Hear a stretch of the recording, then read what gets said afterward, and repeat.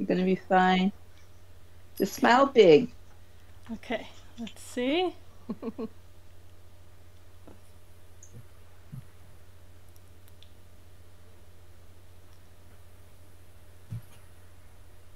Is it live? Yeah, we're live. Okay. Hi everyone! Have you ever wondered how to make the cloth you use for your clothing and costumes? Before industrialization, all of that cloth used to be made by hand. There are many people who still enjoy doing that, and we are here today to talk to some of them and learn all about fiber arts. This panel is part of Costume Symposium, also known as COSY, an online symposium put on by Costube. You can find the link to the full schedule in the YouTube description. You can find the link to sign up for this video's badge in the description too, and more information on badges during COSY can be found in the schedule. This panel will last for about an hour. There will be time at the end for questions. Please do hold your questions until I ask for them so that we don't have to try to scroll up to find them. So, let's get to know our panelists. Jilllian Eve, Abby Franquemont, Amy D. McKnight, and Kayla of McNerdy Makes. Okay, so, please introduce yourself and tell us what fiber arts you practice and where you can be found online. Do I go first? Yeah, I think we'll start from You said my name first. Okay, I'm Evie. My YouTube channel is Jilllian Eve, and I also have a website, which is jillianeve.com. So you can find all of my things there. And I love spinning. I also knit. I do some weaving.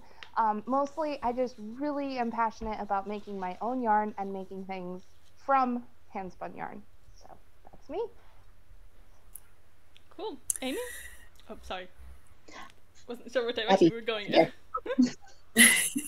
Hi, I'm Abby, and you can find me as Abby's Yarns on pretty much all the social media spaces. I'm on Facebook, Twitter, Instagram, and YouTube, and I also have a Patreon and a website at abbiesyarns.com, and you can find me mouthing off about textiles all over the place.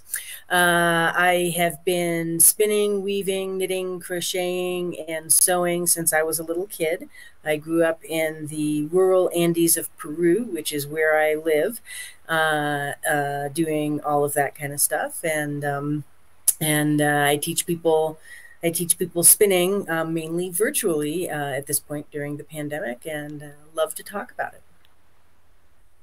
Amy? Hi, I'm Amy D. McKnight. The D is important because there's another Amy McKnight, so put that D in there.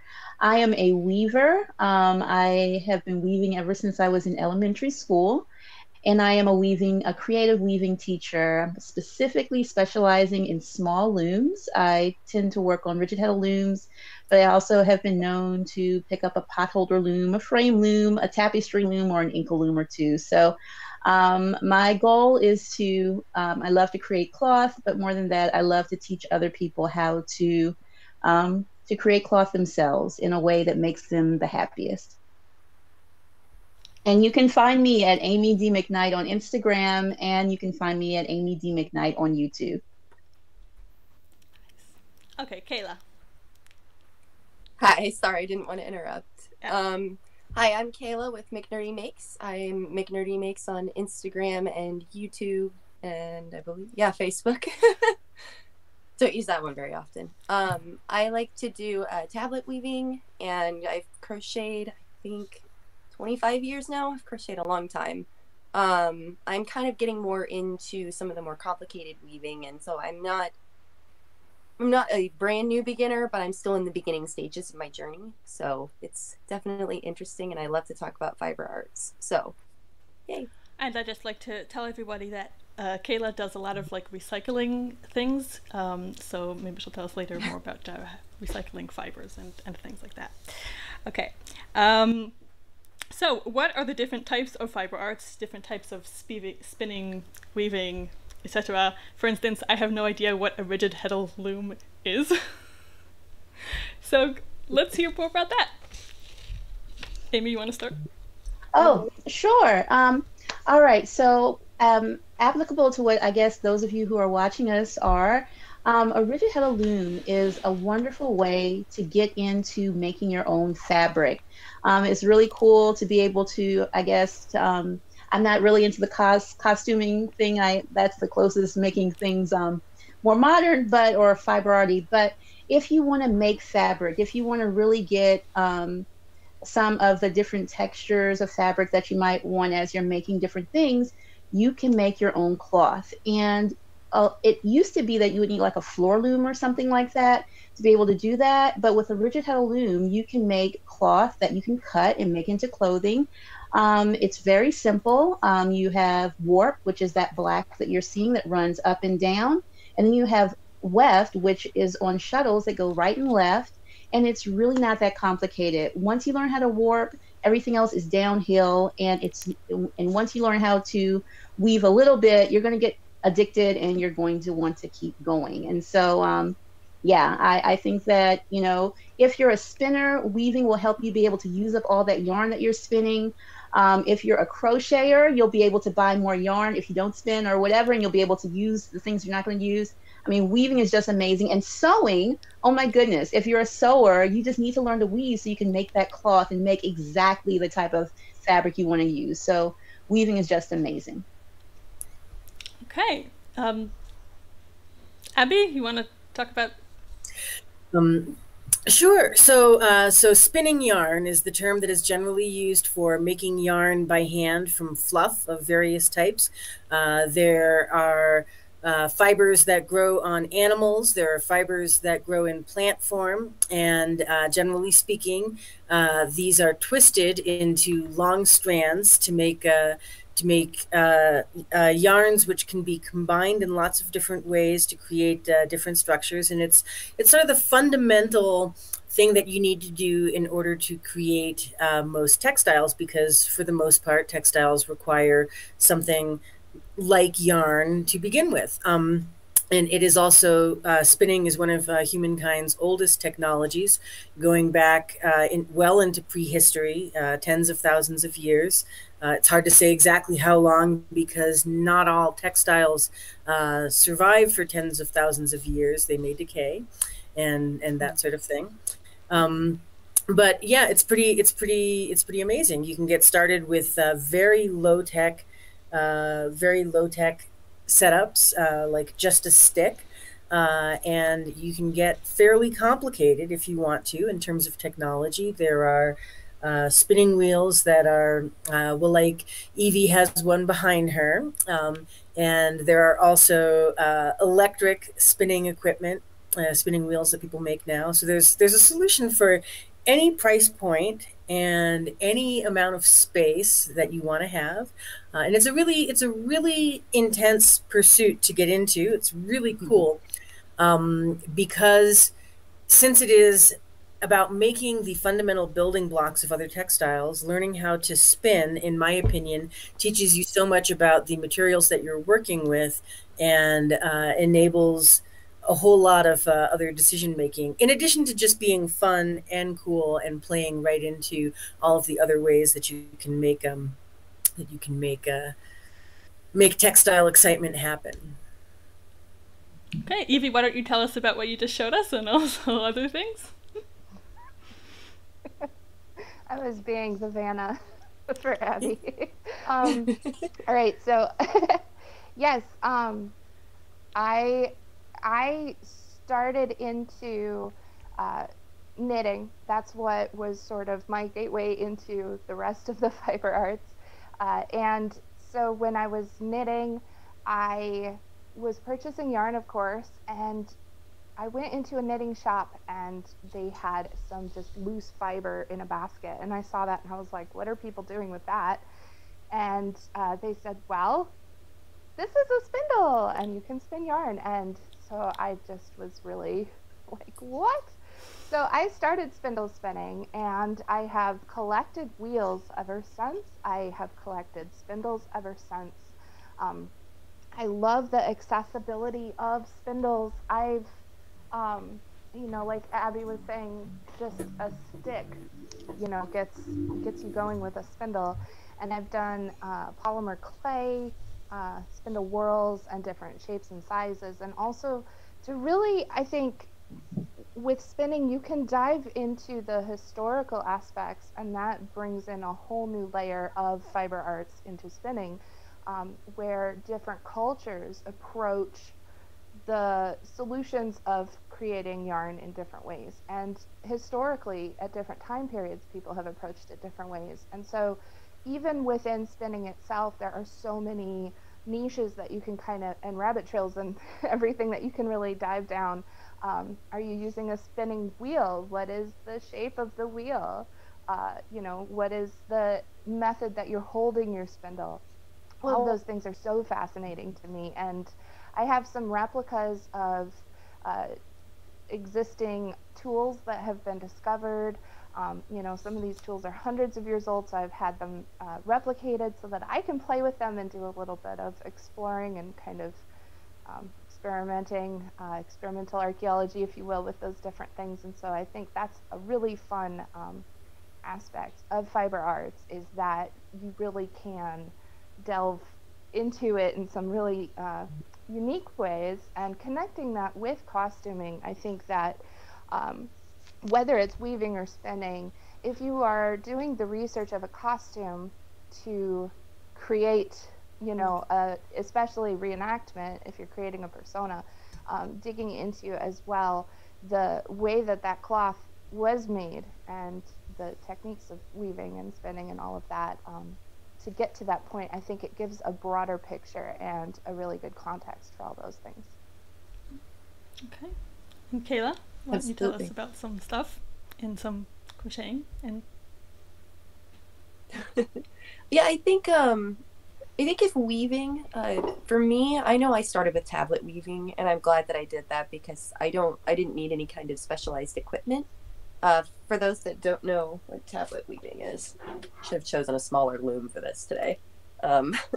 You have the cards here, and you turn them in a specific pattern, which gets you the little band with your pattern on it. And to start out with tablet weaving, I just started with the backstrap method, where you wrap a belt around your waist, and then you pin your work to the belt with a safety pin, and then you just turn the cards, and you anchor the other end to, like, I duct taped it to my table, I'm not even joking. And that's how I maintained my tension when I first started. But now I have a loom, and I much appreciate being able to set it down and chase after a child instead of having to untie myself and then chase her down. So I think it's a good place to start if people are looking to start getting into weaving. So basically we're talking about spinning, where we have either a drop spindle or a great big loom spindle. What's it called?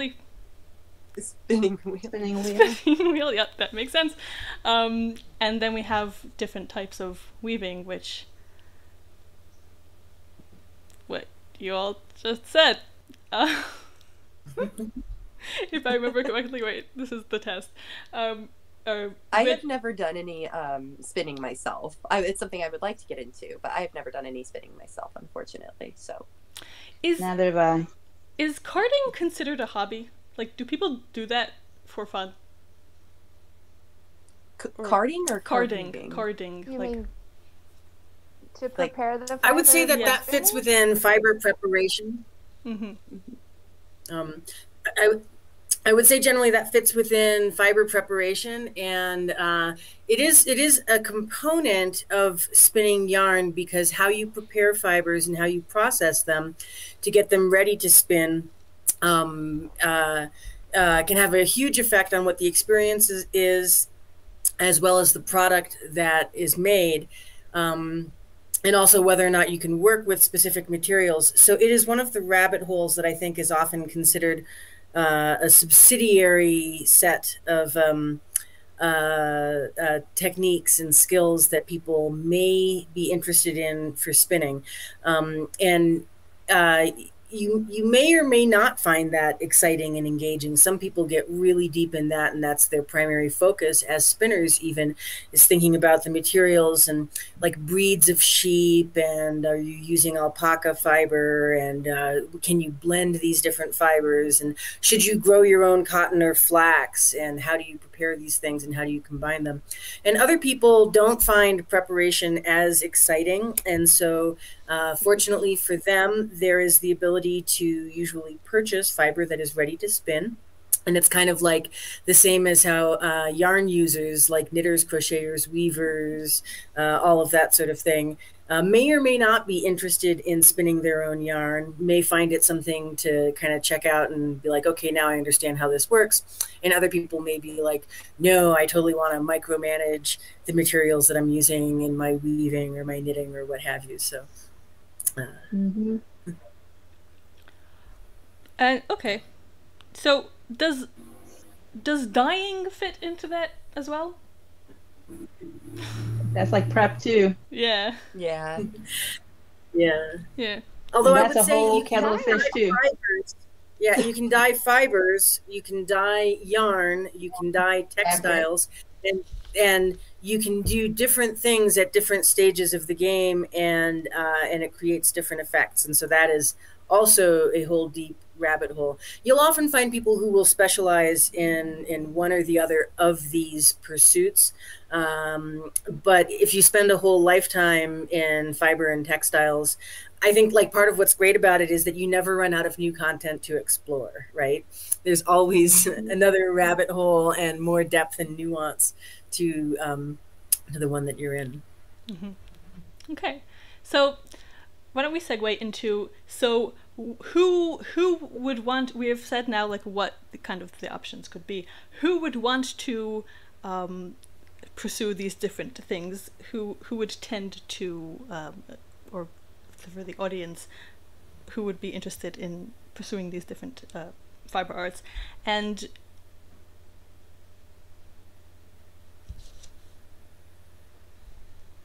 yeah. I think it's going to be depending on the person, you know, and I think that it's kind of hard to say. For example, I can only speak for weaving.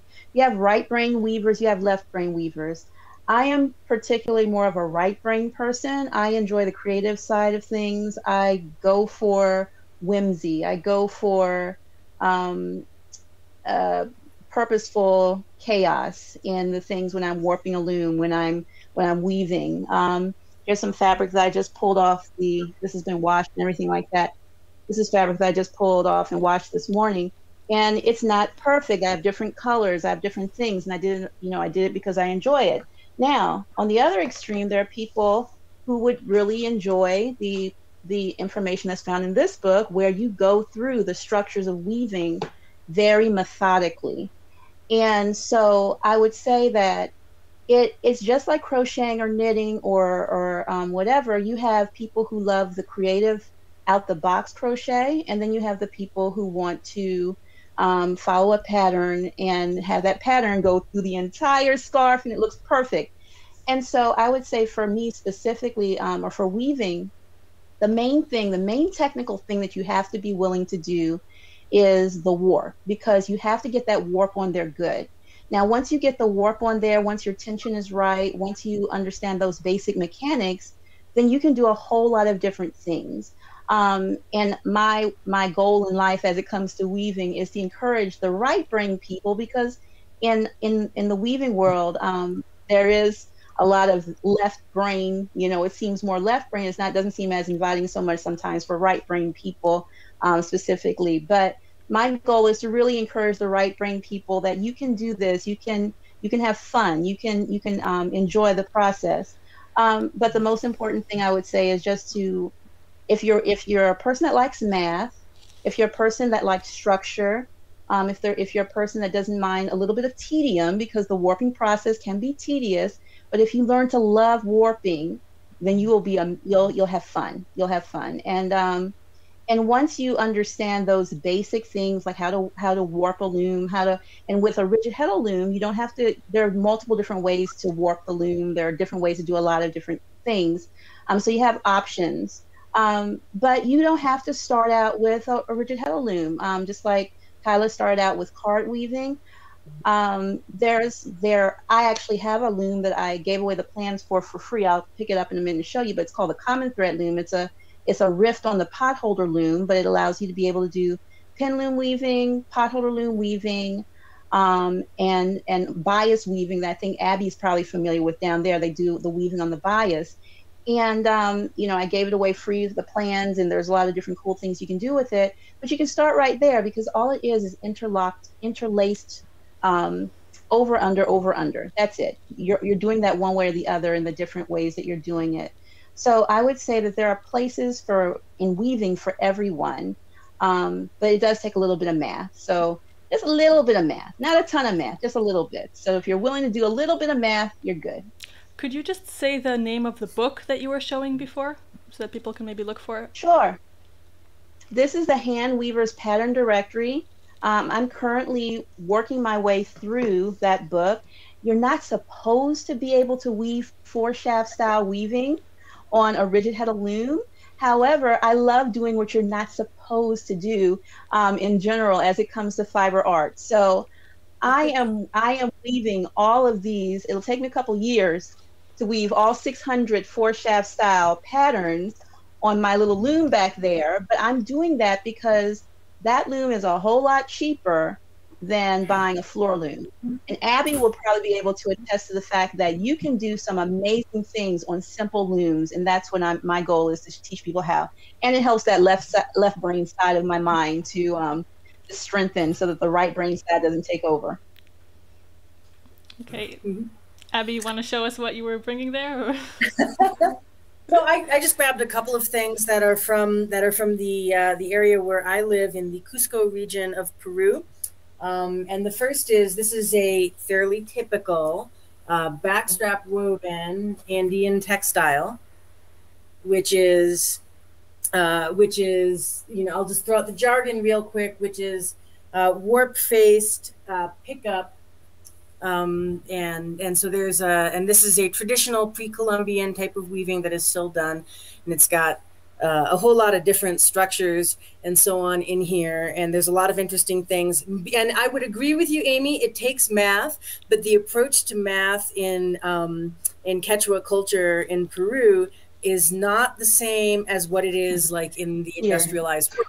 Right. So that makes it really cool, in my opinion, and really approachable. And yeah, this is done on backstrap looms, which are very low cost and very simple. And then just to really shake things up, this is a European origin structure, kind of quilts with brocades, also done on a backstrap loom with equipment that is made out of other yarn. So like, we should totally get together offline and talk about some of these things, because I am so with you. There's a whole lot of rigid thinking in some schools of weaving instruction and in some schools of weaving, and that can be almost gatekeepy in terms of like what equipment you're supposed to have and what materials you're supposed to use. And myself personally, I'm like, whatever to all of that. There's so much human history and so much culture all around the world about making all of this stuff. And where this ties in my opinion, with costuming is that, for example, these particular textiles are identity textiles for all of the communities here in the Andes, right? And so you know where people are from based on what patterns they work and how they do them, and you learn to do them starting in early childhood, because it's that essential. And so that means it can't take the same form, it can't take the same approach that some of the more industrialized world stuff kind of started to in the 20th century, I would say. So I'm super excited that we've got a lot more people coming to the fiber arts and spinning and weaving and knitting and crochet from other perspectives, right? Where they're not strictly academic, or it's not a pursuit for very wealthy people to do with a whole lot of equipment. So like, that's part of what I think is so exciting about this symposium. Personally. Definitely. Okay. Can I jump in? Yeah. I wanted to add about the explorations of doing things that you're not supposed to do. I was really fascinated by an extant textile, the Jerem cloak, which was I think it's the oldest textile that was discovered in Sweden.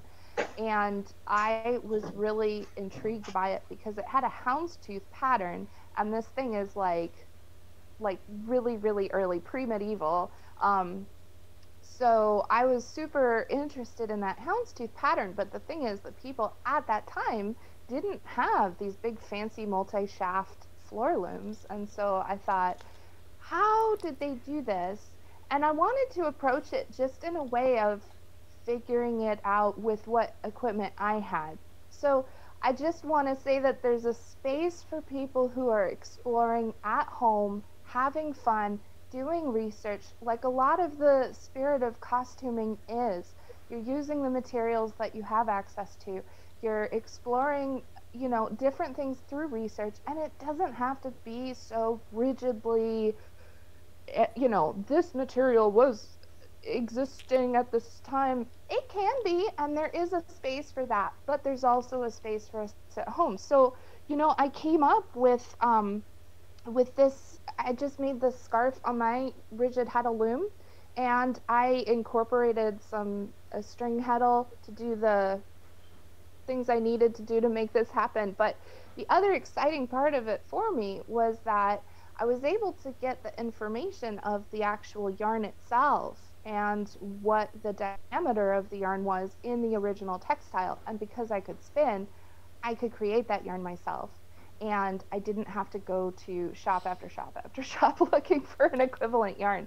And so I think that being able to spin is really empowering in that way. And I think that for anybody who's curious, this is a thing that is available to anyone who's curious. And you don't have to have all the expensive equipment. There are ways to get around that. You don't have to have even just body mechanics. There are ways that you can make spinning and things accessible to you if you have, I'm going to say, good teachers to help. There are ways around if there's, you know, I deal with some physical disabilities, and so I have an e-spinner. So if I can't use the treadle, I can use my e-spinner and get around that. This is an e-spinner. It has a motor in it, so it I don't have to power it with my body. I just need my hands to be able to spin, and the electricity does the work for me. So I think you were asking who would be interested. I think that there's space for everybody. I think there are rabbit holes for every interest. I think that there are ways to make this accessible for anybody who wants to learn. I think it's just a huge open, there's just so much. I'll leave it at that. Kayla, do you want to add to the who question? I'm over here feeling awesome that there's, like Amy was saying about the left brain and the right brain people, because I definitely feel I identify more with the right creative side, because I know when I focus so entirely on my pattern and I'm counting the cards, I'm going to lose count. I'm counting what I'm doing. I'm going to lose it. I get distracted. But if I spend more time paying attention to what they're doing and the way they feel in my hands, the way that the pattern is going, I'll be able to turn them and be like, wait a minute, nope, that doesn't look right. And then back it up and without making a mistake. But I thought that I was weird because I did it that way, because I'm like, nope, pay attention to the pattern, but it makes me feel a lot better. So thank you, guys. You're welcome.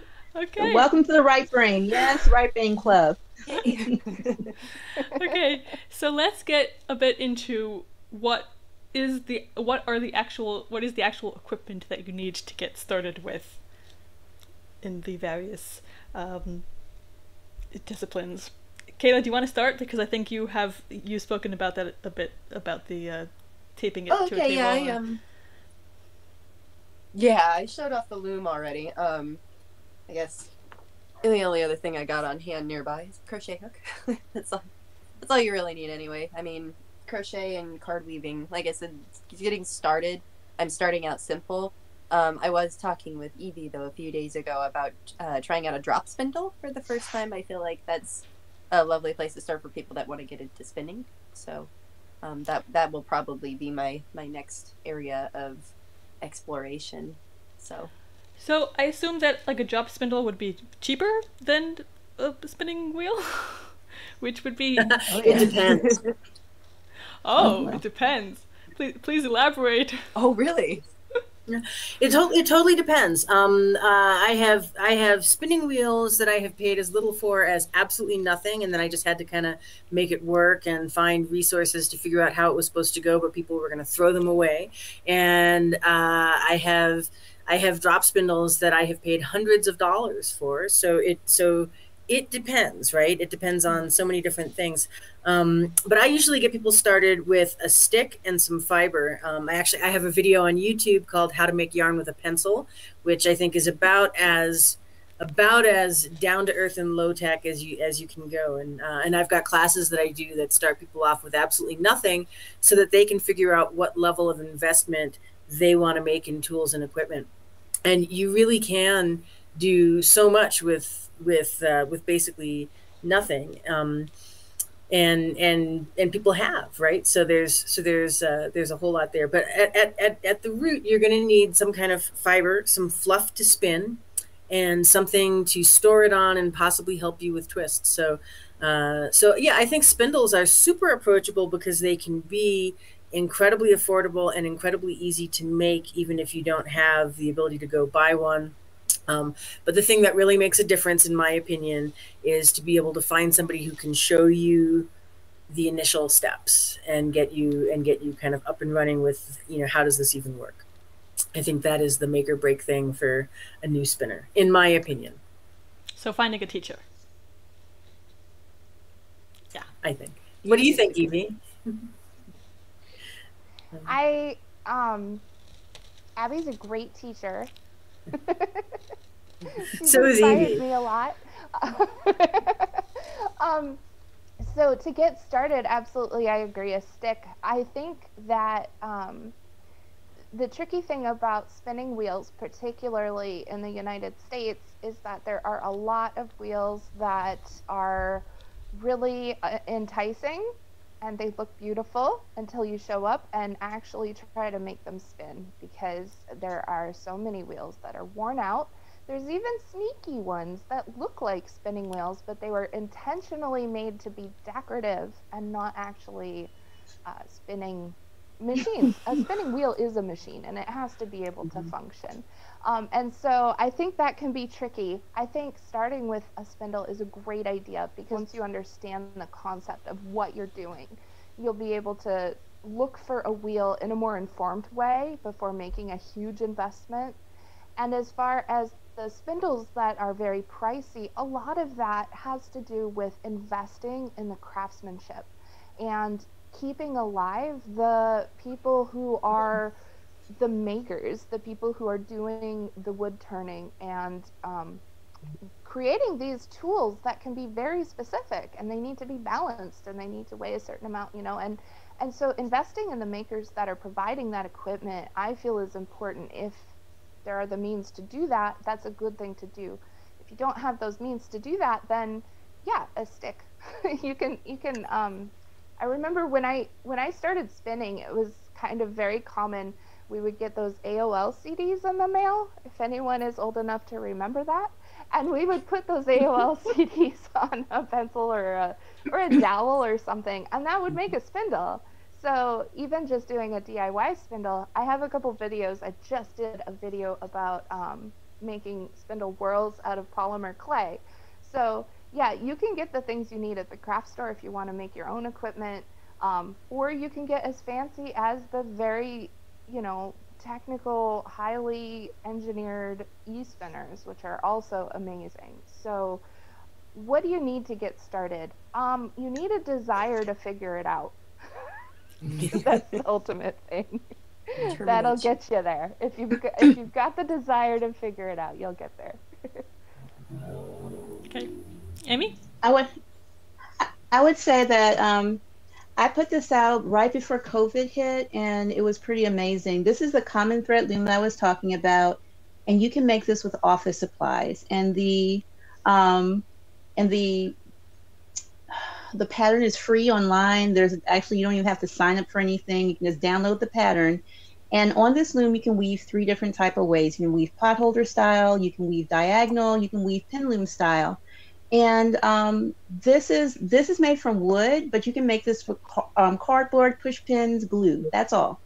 And so if you search on Instagram common thread looms, you can see some really cool things that people have made using the loom. But I think all of us started with, like many of us at least started in a kindergarten with those potholder looms. And I'm actually working on a project to kind of make some adult style cool things that you can make on this type of loom. And there's actually, if you look for pin looms, there's a lot of pin loom patterns that you can use on this loom. And that's a simple way to start. Like today, you don't have to go to the craft store or wherever. Go to your office, get some push pins, get some cardboard, put it together, get some yarn, and you are weaving. And you can weave in different ways. And if you want to find it, it's commonthreadloom.com. It goes to my website, and you can download the pattern. It's, like I said, it's free. And the beautiful thing is that that's one way to start. So if you want to start super simple, that's one way to start.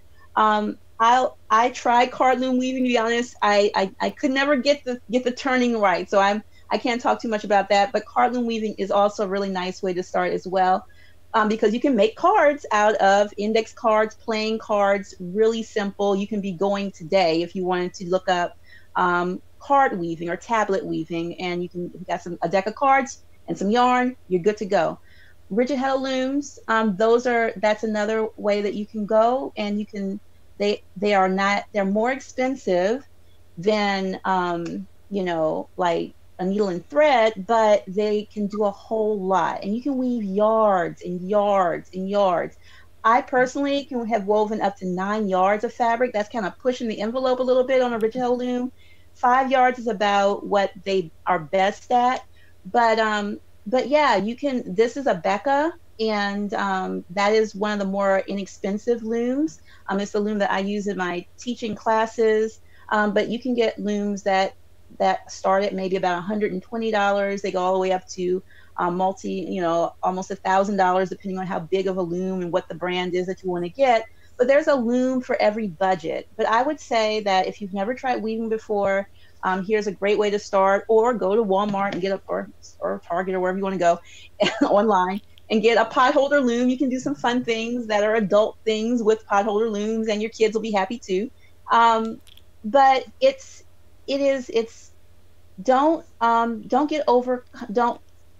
what I want to say is, if you do get into like rigid heddle weaving, don't get put off by the fact that you may find people being very about how it must be done. In fact, last year I made a course, all about how to weave on the rigid heddle loom. Has 80 videos, and it wasn't really my thing. Anyway, long story short, you can find all 80 of those videos on YouTube, on my YouTube channel, and they're free. There's no paywall. You can go look at them right now, because I really felt that there wasn't that much information out there in my particular space about rigid heddle weaving. Everything is behind a paywall. Everything is about, it's not like crochet or knitting. You can't learn, and there's no way. I want to see thousands of rigid heddle weavers. So that's where I am. I want to see thousands of people weaving on rigid heddle looms. And so in order for you to do that, that's not something you're going to wake up and go buy and be able to figure it out on your own. So that's what I've tried to contribute to the world of weaving, is putting those videos out. And I may have other paid courses in the future. I'm sure I will. But for now, just to help give those of you who are interested in it a jump, and just to be able to see what you would be getting into, you can go find those. And hopefully that will encourage you to join us on the wonderfully warped side of things. Yes, it's wonderfully fun over here with the right-brained weavers. Woo! That's fabulous, because coming from someone who's kind of just delving into this, I think it's really great that these resources are available, because, I don't know what to look up when I'm typing in, okay, I know I want to weave, but what kind of weaving? And I think that it's really great that there's a source and a place for people who are just learning to be able to see that. So, and yeah, I think it's really cool. Eloise of Finchingfield, I don't know if anybody has seen her video on tablet weaving on YouTube. Hers were so invaluable to me when I was first learning, because it was an actual physical person showing me how to do the things instead of just reading it in a book. So for me, I'm a very visual learner, so I love to watch YouTube. So having YouTube resources is really fantastic. I wish I'd had YouTube 20 years ago, so Don't we all? I'd know a lot more. Yeah. Don't we all? Yeah, so Kayla... Well, so for oh, just go, yeah.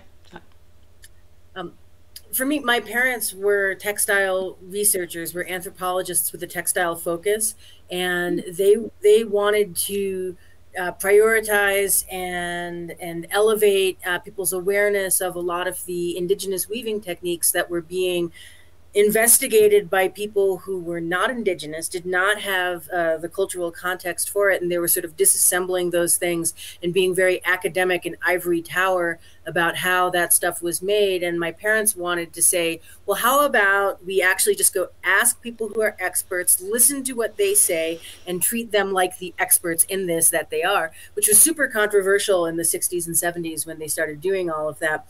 And so then I was a little kid, right? And I grew up with the other little kids doing all of this thing, all of that kind of stuff. When we would go to conferences and stuff in the US, where my parents would show like a lot of the kind of stuff that they were learning.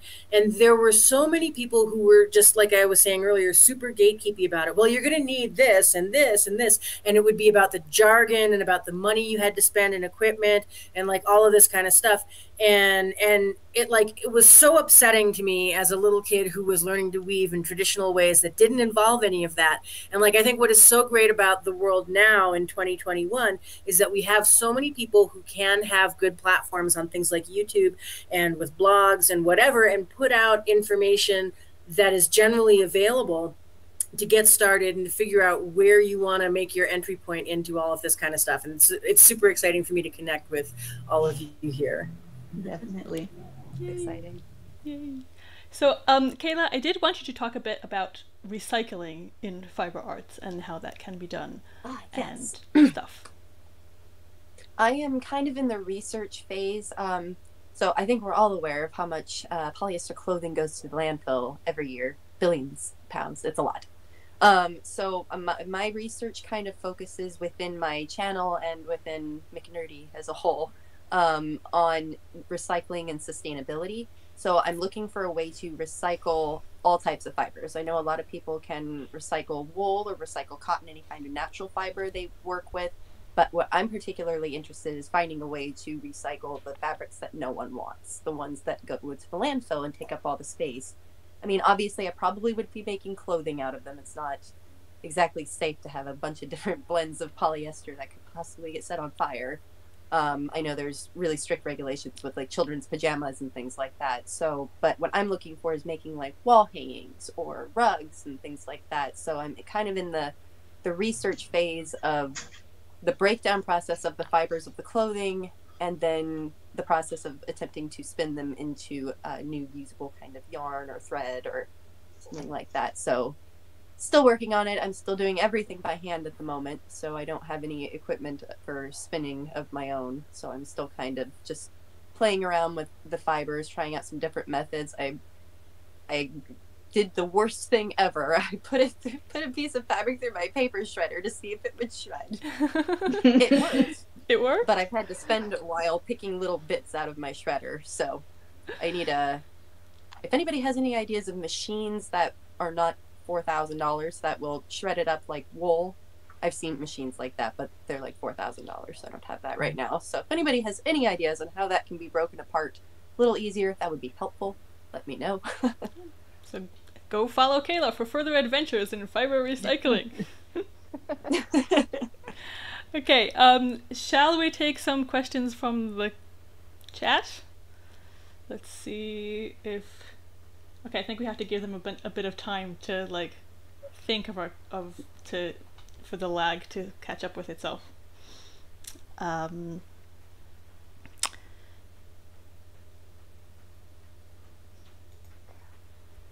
think that's wonderful too that you guys offer. Sorry.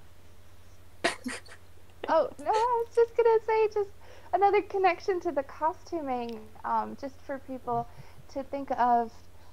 When I first kind of came into connecting fiber arts and thinking costuming, Like, to spin and weave and sew an entire, kirtle, it's overwhelming. It's so much work. It's so much knowledge to have something that's going to work to do that, and so many layers of expertise. So I just wanted to just throw out there that there are ways to use hand spun and hand woven cloth fabrics items that are not as overwhelming as doing an entire costume. The sweater I'm wearing, the color portion, this was all spun on a spindle. And so you can do large quantities, even just with a spindle. You can make bags, accessories, hats, patches, even if you do like fantasy cosplay kinds of things, to make some really cool textured yarn, weave it with Amy's loom, and include like a really cool looking patch on a cape. There's just so many ways that you can incorporate these things, and it doesn't have to be full-on outfits, although I am headed in that direction. It's just taking a while. Yeah. So I just wanted Okay, to throw we that out have there. some questions from the comments. What would you say is the thing you most wish you'd known when you were getting started?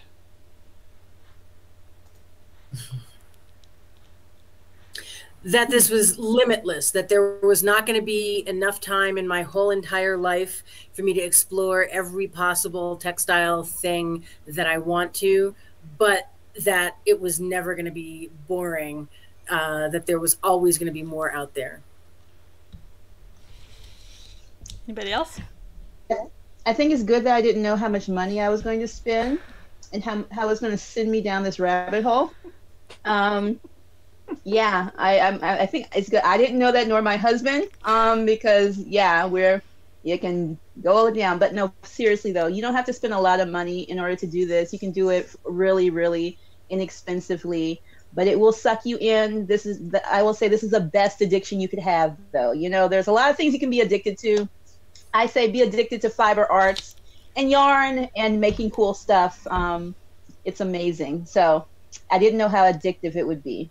The weaving part, yeah, it will suck you in. I think that the thing I discovered as I got into it was how much of a benefit there was to me, just sort of on a mental health level and almost on a spiritual level, that it's more than just the yarn in your hands or the cloth that you're making. There's something about creating on such a fundamental level that just really feeds my soul, and it's incredibly beneficial for mental health. And I've heard that from so much of my audience and my students, that especially during the COVID times, that it's just been incredibly helpful to them in a lot of ways. And I think that's a wonderful thing. I wish I had realized how much there were just so many layers of value to doing this thing. I think mine's pretty much the same way. I wish I'd known how much I would really enjoy tablet weaving, and just the weaving process in general. It's so therapeutic in a way that if you kind of just let your mind wander and let your hands just do the work instead of reading the pattern, kind of like hand sewing, you just get to put your feet up and sit on the couch with your little loom on your lap and just turn the cards. And for me, it's been so beneficial to just have something that makes me feel just so relaxed. Yeah, that's kind of in relation to that. Do you guys feel like doing fiber arts brings meaning to your life or helps with mental health, like you just said? That's actually really interesting to hear, if anybody has anything to add to Very that. much so. I wish I'd known about it a lot sooner. Sorry. I tried to quit because my parents were textile researchers, because I grew up in an Andean town where everybody did all of this stuff. When we moved back to the US for me to finish high school and all of that kind of thing, it was the 1980s, and I discovered that it was decidedly not cool to do stuff with yarn, right? And I had spent like my whole life learning how to do all that, and I was angry about it, right? So I decided to quit and have nothing to do with the fiber arts anymore and join the modern industrialized world and all of this kind of stuff. And this was part of a transitional stage in my life, right? and I ended up going into tech and being a software developer and system administrator and all of this kind of stuff. And what I found was that even though I had tried really hard to quit, there was a point where I came back, and it was for my mental health because it meant that there was something tangible, some reason that I had existed today when I had spun another skein of yarn, when I had knitted something else or made more happen, or I had done more weaving and all of that. And that just the value of being in the act of making is something so fundamentally human, right? That I actually felt better. And so, you know, just when you try to quit, they drag you back in, right? But really, like I tried to quit, and that was a mistake. So, you know, so I think there's something intrinsic. I think humans have a fundamental desire to be able to work with our hands, and that it is deeply fulfilling, and that it is part of our human birthright. And it's what you know, I like to half jokingly call it the textile industrial complex, but it's not really a joke. It wants to rob that from us so that we are better, better exploitable on so many different levels, in so many different ways. And so it's radical on a social level as well as a mental health personal level to be able to make these fundamental things with our hands, I think. Amy, did you have something to add? No, I'm sorry. I was clearing my throat. Nope. Oh, okay. I'm sorry. Okay, so let's take another question from the audience.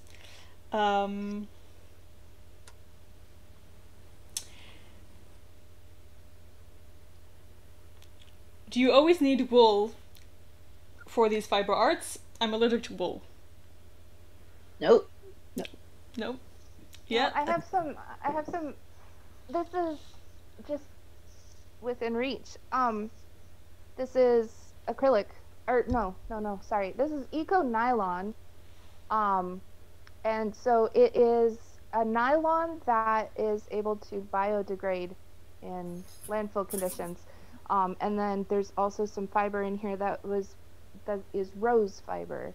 There's flax, there's cotton, there's, I mean, if just talking about the plants, you know, there's hemp, there's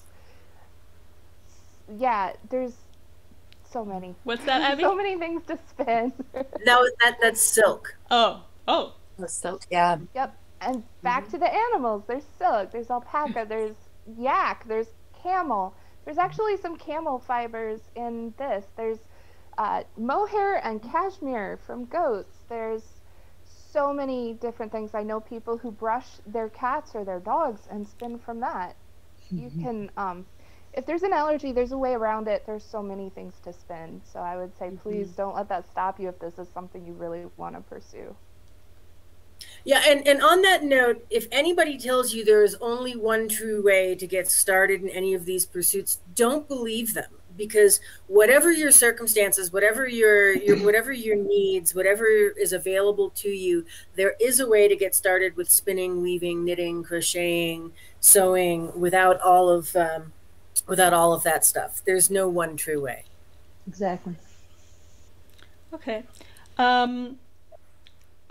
This is a good question. I think this is mostly to Abby, but generally speaking, can it be non-appropriative to learn these sorts of techniques, the traditional ones you were describing, that have cultural importance, to use for personal pretties rather than cultural designs? Yeah, absolutely. It can be. I think appropriation is a really challenging discussion, and it's really nuanced. And so I think it's hard to give a very short answer to that, but I think that there are ways to do this in a way that really is appreciative, and that really is collaborative, and all of that kind of thing. And I guess if I had to pick one really key thing to start with as a thing to know about that, it's to recognize and respect who owns these cultural techniques and these identity things. And there's always evolution and mixing and a whole lot of that kind of thing. And the thing is to give the proper respect and compensation to the people for whom these are real things.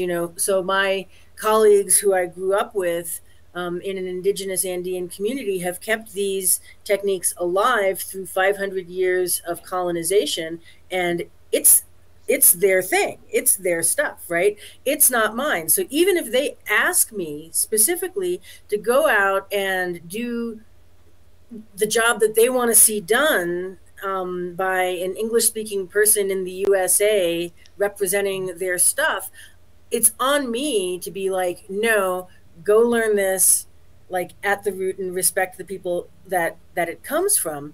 And that means that there are things that that in my opinion it's okay for me to teach, and things that it's not, right? And like ways that I have to respect that, and also be aware of what the implications are of me, of me looking like I do and being out there talking about some of these things. If I am not at every turn trying to make sure that my colleagues who have spent generations of their lives, right, generations of lives, preserving this stuff, being respected and valued for that, that's key. So like I can't, like it would not be right for me to, take patterns, make charts and sell them for knitting purposes or something like that. It would not be right for me to do a lot of that kind of thing. And so for me, my focus is mostly on trying to build towards the possibility of peer relationships, where everybody fully recognizes, who has kept something alive and whatnot. So I have to put my own take on things without using without like trying to use the branding of being the white girl who grew up in indigenous Peru or whatever. Like that's just totally not right. Buenos dias. Hi. So it's tricky, and I guess I would say that like the question of profiting from it and of claiming something is where a lot of the literal appropriation comes in. But it's a really deep, really tricky subject. I would love to hear other folks' opinions on that. Anybody have anything to add? I think I've just from my perspective of being in America, the white lady with the YouTube channel, to be aware that appropriation can be a problem, but also that there are ways that we can, like Abby was saying, appreciate and elevate. And so I think the key is twofold. I think it's research, and I think it's communication. And particularly people in the fiber arts communities and people who are doing costuming, especially, oh my goodness, friends, we are so good at research. Like, we love to research. We love to research who wore what dress to which ball in which time period and who made the dress, and all of these really deep dives into which, length of hat pin is appropriate to wear with which bustle or whatever, you know what I'm saying? And so I think that we are really good researchers in this type of a hobby. And I think it's really important to do the full research, which means the full context. What's going on in the world at this time of these things we're exploring? If something is particularly attached and identifying of a culture, we need to really look into that and not just accept that coming to us from one source, but we need to look at multiple sources and to get a good sense of, that no culture is going to be a monolith, but we also don't want to just accidentally run into, or maybe algorithmically run into, the one person who is trying to profit off of it in some kind of gross way and take all of the information from that one source. We really need to dive deeper and get a full context, do that research, and also communicate and talk to people. I think that's really important. Of course, there's going to be mistakes as we get into this stuff in deeper levels. And I think it's also important to acknowledge that it is a journey, and it's never a perfect journey, but it's an important journey. So, yeah, I think just kind of adding a little bit to what Evie was saying, the research is the biggest thing, I think, because like this item that you're making, when was it worn or used, and who was wearing it? You know, which person in the community was wearing it. If it's an item of significant importance, absolutely, it would never be something that you wear. You know, that would be something that would be completely inappropriate. So I think doing some very extensive research on this item in particular is important to know all you can about it beforehand. Amy? I guess I get inspiration from everywhere, and I don't generally weave directly from any pattern. Like I said, I like to kind of stay away from patterns. That's only my own personal thing.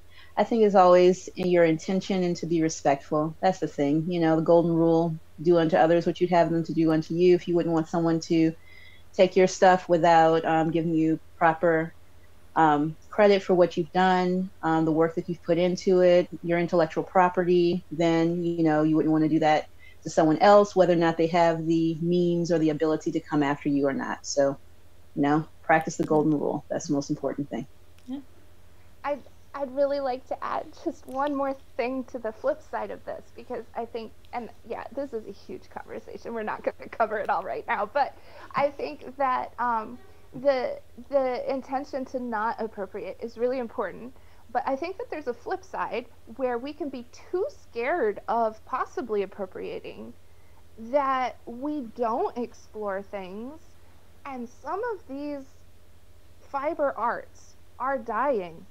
Some of these fiber arts, if they are not taught and practiced, they will be extinct. They will be a part of history, and they will never come back. And so I think the whole picture there is really important. So I just wanted to add that on the flip side, because we don't want to, you know. Yeah, it is. I totally agree. It is super complicated, and I am like sensitive to that every day, because I am a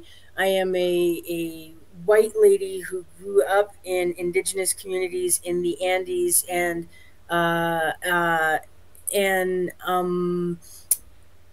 lot of people's communications about race, class, and status here are based on the textiles that they use and that they wear. And so I grew up with a lot of those as used textiles. Nobody thought twice about it at that point in time, because it was all just, you know, being kids and growing up and everything. But I have to be cognizant of it at the same time as I am aware that everybody I grew up with views these things as important and at risk, and wants to see them passed along. So I ended up becoming a professional fiber person and spinning teacher, because all of the folks I grew up with were like, okay, we need you to do this so that people appreciate what we've preserved, and so that it has value, and that kind of thing. So there's a lot of complexity to it. I would also say that it's important to remember that that intent is not greater than impact, right? Because like you can go out with intent, and I see this with a lot of people who I run into who like want to come to Peru, learn about traditional textiles, and then go use those in their knitting pattern designs or what have you. And their intent is really good, but it's important to look at the impact of the work that they're doing, and assess that honestly, and be willing to say, no, this is something I'm not going to do, because then it would channel money to me and not to indigenous people who really own these things and for whom it's an identity level thing. So it's really a challenging set of things to think about. But yes, there absolutely are ways to be respectful and constructive. And like Evie says, you know, where's the balance between losing something entirely and preserving it in a way that potentially is not super idealistic? Okay. I have one more question from the audience, and then I think we'll wrap up. The question is, how long does it take to get good at this stuff? I assume the answer is your whole life, but I guess you can talk about this. Okay. So I'm gonna kick this off just for the sake of like encouraging the beginner out there. Now, I have to say that I didn't come into this weaving world with any type of fiber art background. In fact, I think I had a rigid heddle weaving in particular. I'll talk about rigid heddle weaving. It was like a love affair. It was like my long lost soul sister or whatever that I found when I found rigid heddle weaving. I've been weaving since 2018. So I've been weaving for less than 5 years. And I have taught hundreds of other people to weave in person and online to weave.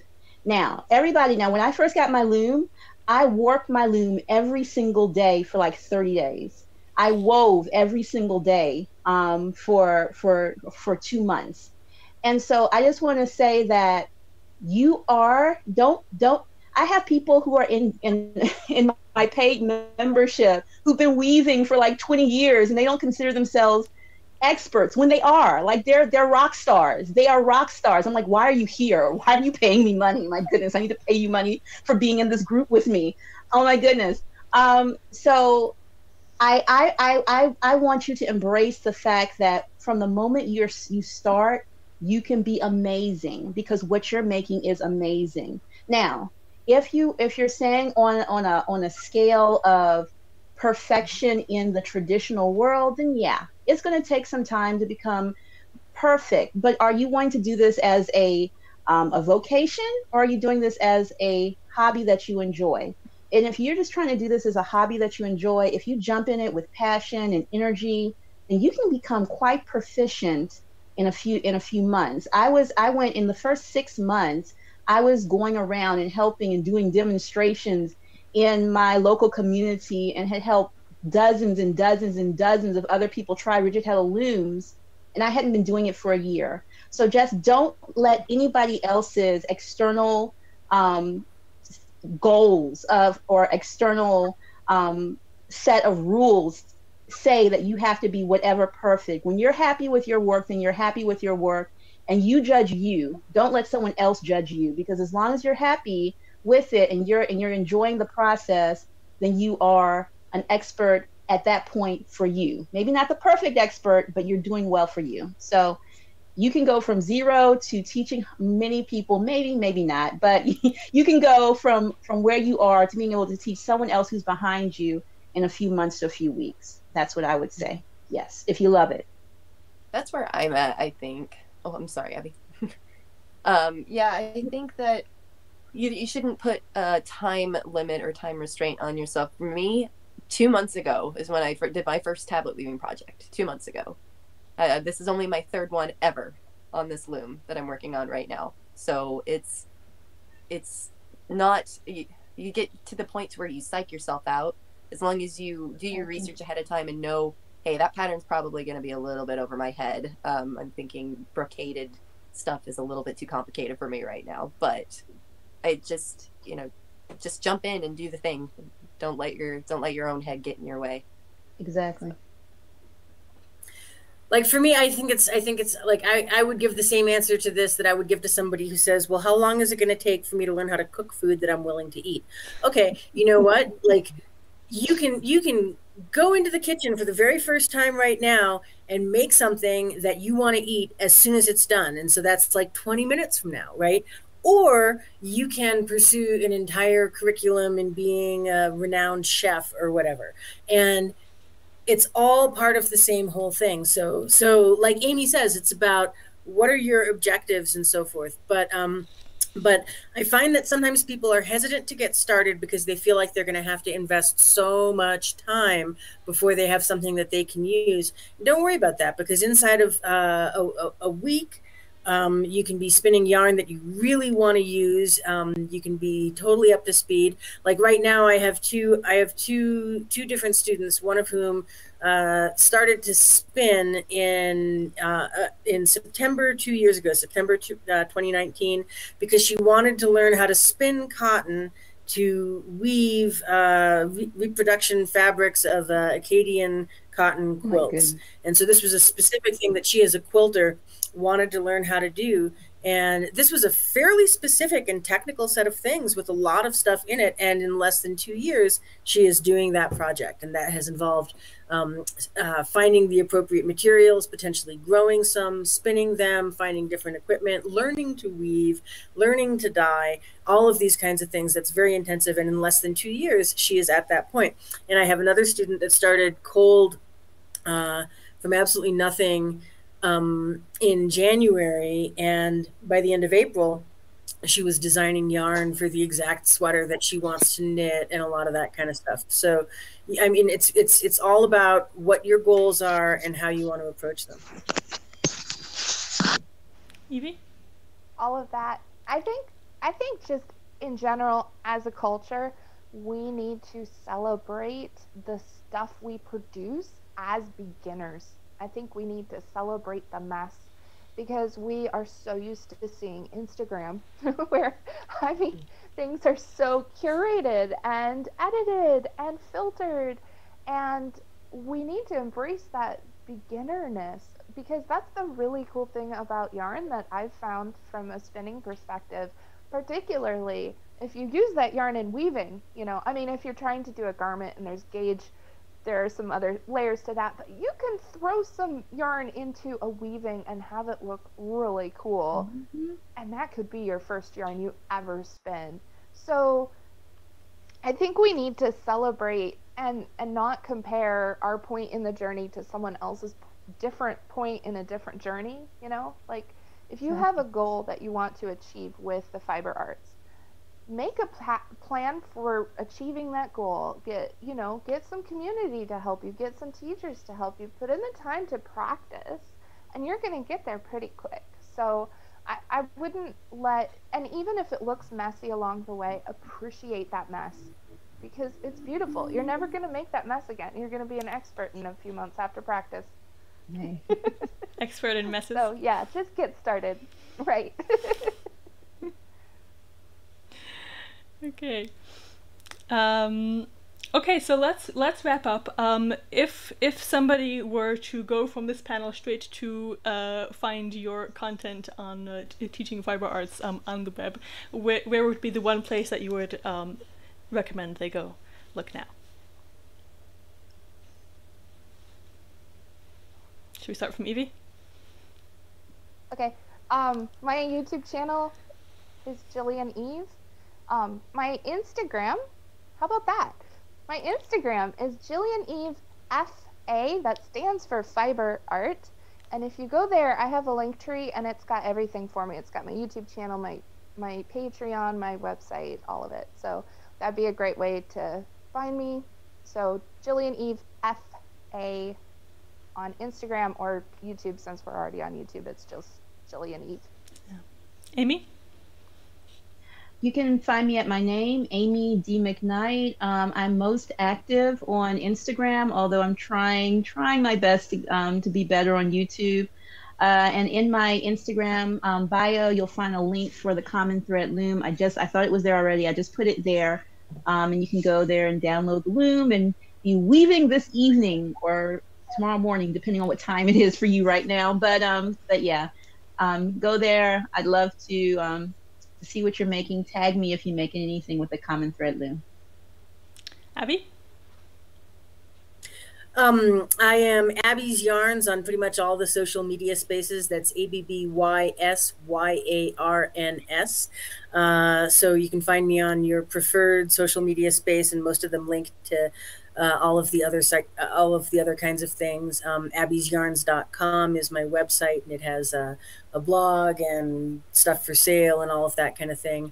And also my YouTube channel is out there, and I'm active on Twitter, Instagram, and Facebook at the moment. And I have a Patreon, also Abby's Yarns. So yeah, if you write down my name, Abby Franquemont, I am presently the only one. And you can find me that way. Kayla? Yep. Again, McNerdy Makes is my channel on YouTube and Instagram. I would encourage you, if you're looking for expert advice, I would encourage you to follow these lovely people. If you want to see a beginner's attempt, pretty much everything I do on my channel is the first time I've done it. So it's, if you want to feel real good about yourself. So, and I think it's important to show those mistakes. So I will continue to do that. So if that is something that interests you, I would, you know, that's where I can be found. I would recommend these lovely folks here. And also, as I've mentioned before, Eloisa Finchingfield, if you're looking to get a start into tablet weaving. She's got a great beginner's tutorial. So that's great. And me you can find here in this channel that you're watching right now, Costume Literate. Okay, so thank you everyone. Thank you all for being here, and thank all the audience for watching, and it's been great having you. Bye! thanks for having us. Bye everyone. Bye.